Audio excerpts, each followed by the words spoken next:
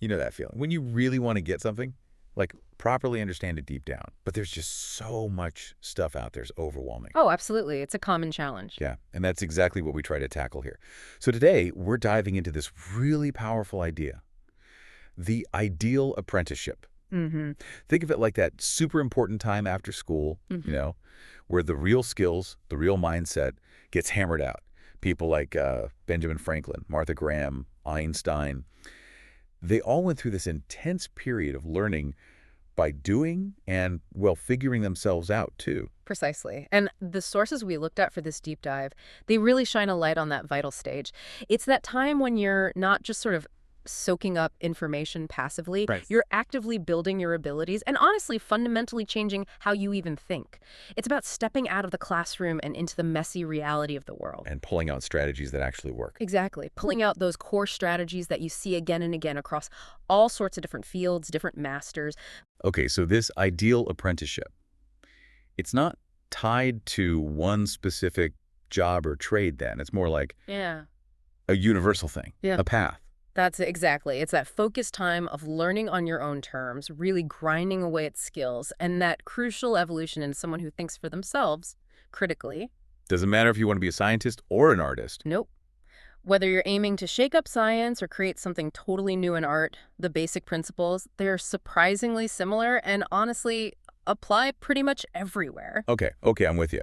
Let's get into the nuts and bolts then. What are the first, critical steps on this practical learning journey? Well, it kicks off with something the sources call submitting to reality. Submitting to reality. Yeah, it's basically facing things as they actually are, no wishful thinking.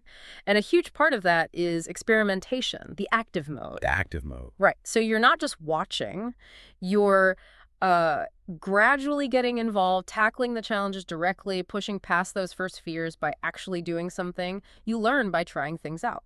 That really hits home, doesn't it? For learning anything new now. Yeah. You can watch a million tutorials, but unless you actually try to write the code or, pick up the guitar or whatever it is, Mm. the knowledge just doesn't stick the same way. It's that hand-eye connection they mentioned, right? That feeling of, Yeah. okay, I am building this. Absolutely. And this whole ideal apprenticeship idea, it lays out some key strategies for getting through that foundational time effectively. One of the big ones, prioritizing learning over, say, making quick money. Right. Learning first. Think about Ben Franklin starting out as a printer's apprentice, or Einstein working in that patent office while he was developing these huge ideas. Yeah. Or Martha Graham struggling financially while she was defining her whole new approach to dance. Even Freddie Roach, the boxing trainer, learning from the absolute ground up. For every single one of them, getting that deep knowledge, those core skills, that was the main thing. That makes total sense. It's like a long-term investment in yourself, isn't Yeah. it? The payoff comes later, but it's bigger. It compounds, yeah. So what's another core strategy for this phase? Keep expanding your horizons. That's a big one. Our sources use Zora Neale Hurston as a really compelling example. Okay. She was constantly pushing against the limitations she faced, always looking for broader knowledge, different experiences. The key insight there isn't just learn more, it's about actively fighting against what seems limiting. So like carving out more mental space for yourself. Exactly. Don't let yourself get boxed in by narrow definitions or expectations. It's that drive, that hunger for knowledge, Yeah. not just waiting for it to come to you. Okay, what else? What else should you keep in mind during this apprenticeship time? There's this interesting idea, reverting to a feeling of inferiority. Inferiority. That sounds counterintuitive. It does, but think about Daniel Everett living with the Pirahan tribe. He consciously put aside all his expert linguistic knowledge, basically became a student again, totally open. Right. And because of that humility, that willingness to feel inferior, he discovered these incredible things about their language that nobody expected. It shows how humility can just unlock completely new ways of seeing things. Wow, that is a powerful shift. Instead of trying to be the expert, you open yourself up to their expertise, even if it looks totally different. Precisely. And what about when it gets tough? Yeah. When you hit roadblocks, get frustrated, that happens to everyone. Oh, absolutely. And that's where trust the process comes in. It's so important. Trust the process. Right, yep. Yeah, the sources point to Cesar Rodriguez here. You need to have faith in that natural learning curve, even when you're bored or anxious or totally frustrated or full of self-doubt. Easier said than done sometimes. For sure. But those feelings, they aren't usually signs you're failing. Often they mean your brain is really grappling with something complex, something new. Think of frustration as like mental stretching. Okay, so those uncomfortable feelings are maybe part of the growth, not a reason to bail. Often, yes, they signal engagement. Now, you mentioned something called negative capability earlier. Yeah, that caught my eye in the material. What's that about? It's a fascinating concept, comes from the poet John Keats. Imagine watching a movie and being okay not knowing the ending, actually enjoying the mystery instead of, immediately Googling the spoilers. Huh. Okay, I get that. Right. So negative capability is that ability to just be with uncertainty, with mysteries, with doubts, without that desperate need to grab for easy answers or facts right away. So resist the urge for immediate closure. Exactly. Think of Mozart or Bach exploring brand new musical ideas, or Einstein wrestling with cosmic questions, or Shakespeare creating these complex characters without telling you who's good or bad. Or Faraday being humble about what science didn't know yet. Precisely. It's a mindset that keeps you open, keeps you receptive to possibilities you might otherwise shut down. Embracing the ambiguity. Okay. And how does something like serendipity, those happy accidents, fit in? Seems kind of random for a learning process. Well, the sources explain our brain works on different levels, right? Conscious and unconscious. Serendipity often pops up when our conscious mind isn't laser focused on the problem. Ah, so it's when you're not trying so hard. Sometimes, yeah. William James talked about mental momentum. If you maintain a general openness, a curiosity, these unexpected connections can just surface. Think of Louis Pasteur's discoveries, or even Edison and the phonograph. There were elements of chance there. So you can cultivate it. To an extent.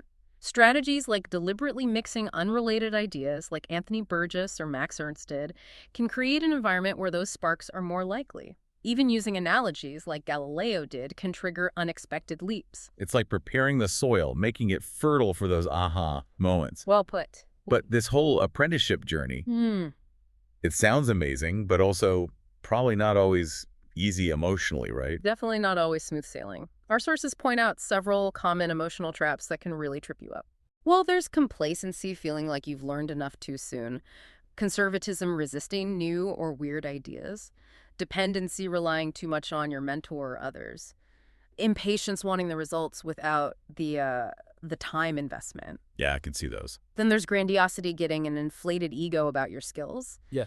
And inflexibility, not being able to adapt when things change or new info comes along. Oof, lots to watch out for. Yeah, just being aware of those tendencies in yourself is a huge first step to managing them. Okay, so let's say you've navigated that apprenticeship phase, you've put in the work, built that solid foundation.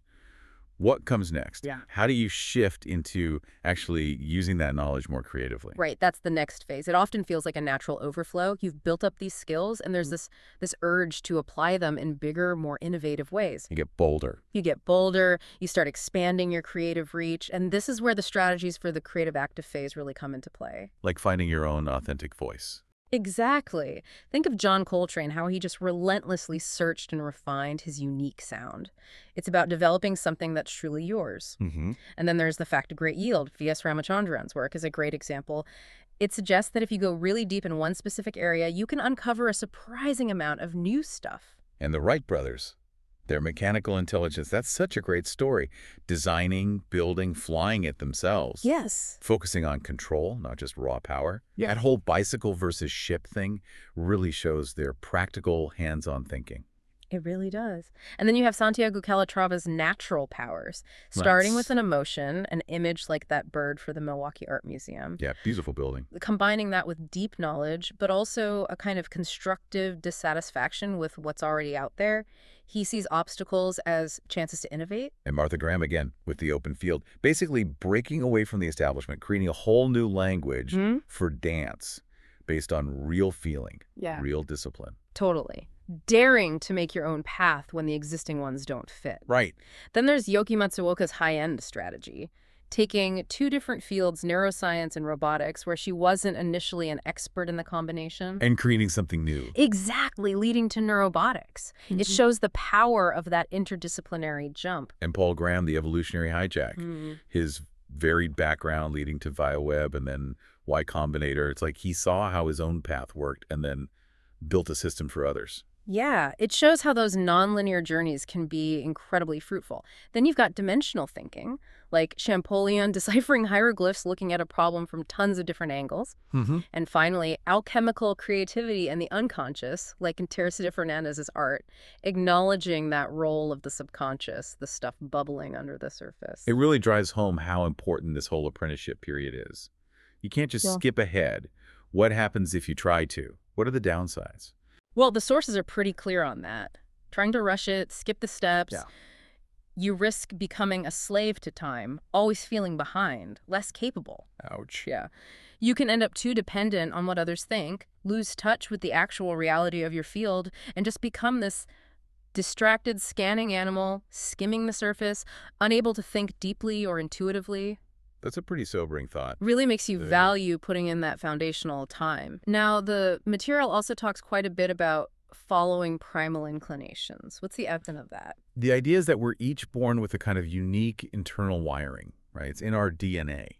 And these tendencies, these primal inclinations, often show up really early. Like in childhood. Yeah, think of Leonardo da Vinci being obsessed with nature and drawing as a kid. Or maybe a child is just drawn to certain patterns or movements or sounds. The point is, these aren't just random kid things. They're clues. They're seen as powerful internal guides, shaping how our minds develop, pointing towards our natural talents and interests. So those things you were passionate about as a kid, they might actually mean something important about your path. They absolutely can. And this ties right into finding your vocational path. Often there's this voice from deep within, as the sources put it, that signals what activities feel right, what kind of work connects with who you fundamentally are. But it's not always a straight line, finding that path. Oh, definitely not. It's usually a journey with twists, turns. Maybe you start in a related field just to build skills and confidence. Then you discover these side routes, you adjust, you keep learning, kind of like Leonardo did. Until you find that sweet spot. Hopefully, yeah. Yep. You hit upon that niche that just clicks, that sparks that almost childlike wonder again. And then learning happens fast, skills develop quickly, and you eventually find your independence within it. That feeling of being called to something. The sources frame that really positively, like it gives you purpose. Yes, exactly. Almost like a religious-like quest, providing focus and direction. And importantly, chasing that individual calling isn't just good for you. It contributes to the diversity of skills and thinking that a healthy culture needs to thrive. Now, one thing that keeps coming up in these stories of masters is mentors. Why is that relationship so critical during apprenticeship? Well, getting that practical, nuanced knowledge efficiently, it really helps to have guidance from people whose expertise you genuinely respect. Life is short, right? Right. You only have so much time and energy. Books are great, experience is essential, but a good mentor, they give you tailored feedback, speed things up incredibly. They can save you years compared to just figuring it all out yourself. And you might have more than one. Absolutely. Think of them as stepping stones, each helping you reach the next level. So it's about strategically using the wisdom of people who've already walked the path. Yeah. How do you make the most of that relationship, though? Crucially, don't just stay the passive student. Mhm. Nietzsche warned about that you need to evolve beyond being just a pupil. Actively shape the dynamic for your learning needs. And this is huge seek out and actually welcome the tough feedback, the honest critique. The tough love. Exactly. Real masters know the struggle. They understand what it takes. Getting that direct, sometimes difficult assessment builds way more solid confidence than just getting patted on the back. That makes total sense. Yeah. You need someone to point out the blind spots you can't see yourself. What about the flip side? The danger of getting too much praise too early. Yeah, that's a real pitfall. Early praise can subtly shift your focus. Instead of loving the work itself, the process, you start loving the attention, the validation. He's using the praise. Unconsciously, yeah.